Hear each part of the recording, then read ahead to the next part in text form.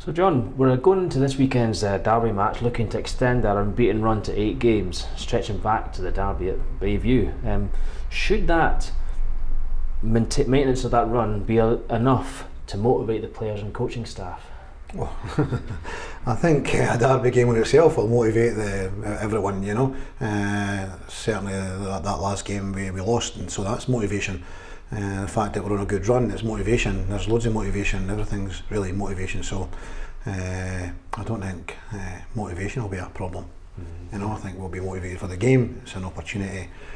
They're unbeaten in the whole season, so there's motivation to be in the first team to beat them. They'll want to hold on to that, of course they will. So that's where all these other wee things come in. But we've got to go out and play football. You know, we've got to go out and you know, put our best game together to try and win the football match. Yeah. And derby matches, they can have that sort of unexpected factor that playing against your local rival brings.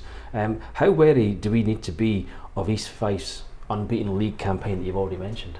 Yeah, well, obviously they're going well. You know, they had a good season last season. Yeah, maybe just fell away towards the end of the season, but they had a great season last season, and they've continued that on. You know, this season they've started really well through in the Betfred Cup, and you know, did very well against Rangers, and they've continued that in the league. So yeah, they've got to be taking, you know, serious you know, opposition. Of course, you know, we only beat them once last year, you know, out of 4 games. So I think all the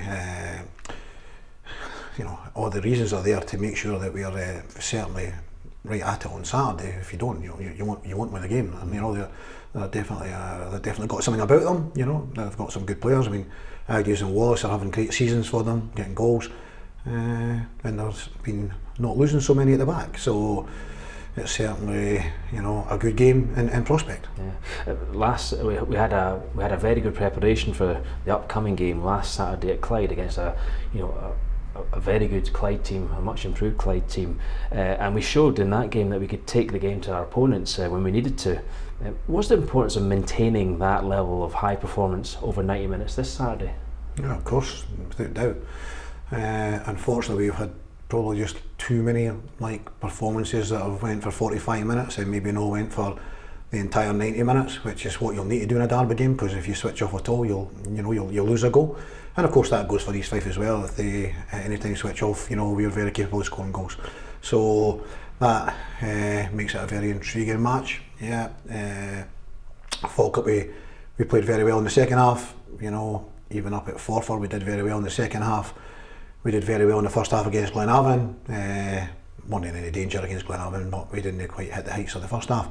And then last week we did very well in the first half and didn't do quite so in the second half. So we're looking to try and put the whole package together, you know, because we're more than capable of doing that. You know, just so happens these things can subconsciously happen somehow or other, you know. So it's up to us to have full concentration for the 90 minutes. Yeah. And looking at the potential makeup of the team this weekend, with Lewis Allen not playing or being out of last weekend, it was another strike partnership of John Baird and Caden Bowie. We've also got Jamie McGlynn, who can step up and make his presence felt in terms of goals and assists. How have that trio, from the young Ziggy through to the experienced John Baird, how have they risen to that challenge in recent weeks? Yeah, it's interesting, you know, because early doors in this season, Louis Allen and Grant Anderson, you know, were very much key to the main focus. But of course, Ziggy was playing out in the wider areas, learning his trade. In the last couple of weeks, we've stuck him up through the middle alongside the more experienced John Baird. And he's returned with the goals in both games, which is great. So we anticipate him to continue to develop, to continue to learn from guys like John Baird, who have been over the course and distance. Jamie McGlynn is another, you know, alright, he's on loan from Hibs, but he's a young prospect. He's got, you know, a bright future ahead of him, and we all know the shooting potential he has. He's got a great shot in him. So there's goals there. There's goals from Dan Armstrong. There's goals from his department in the team. You know, all our midfield players have scored. Our fullbacks have scored. You know, so we're a team, you know, we've scored the most goals in the league so far. I'm anticipating us scoring on Saturday.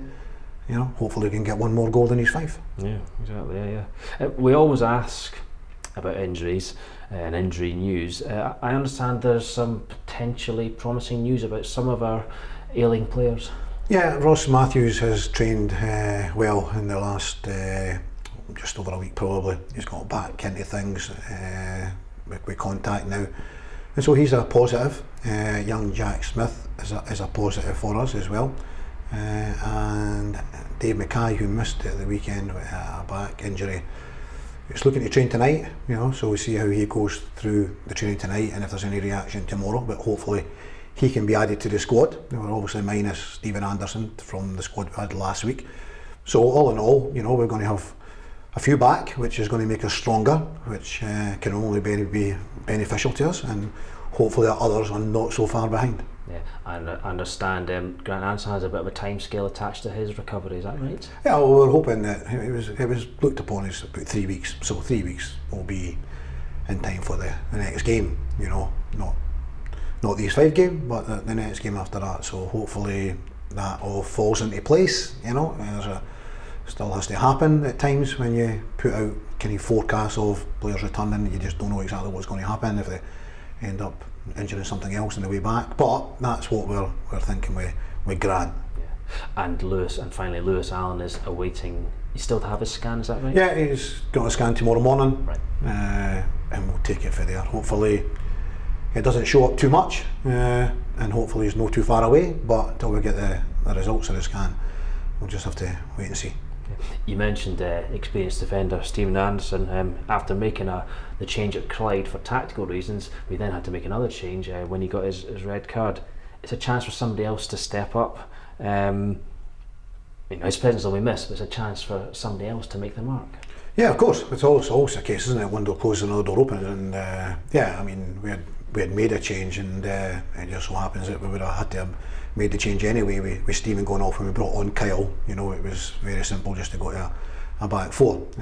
So yeah, it's an opportunity, you know, for another position in the team perhaps to be filled by, you know, one of the guys who are on the fringes of things. So yeah, you know, we know what we're going to do, we know how to go about the game.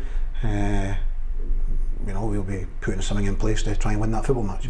Finally, we can't get, you know, we don't want to get bogged down in talking about injuries and so on and so forth. We've got to remember it's first against second at home against our local rivals. The sort of atmosphere that this game sort of generates is something the players are going to feed off. It's going to help them in their performance, hopefully, isn't it?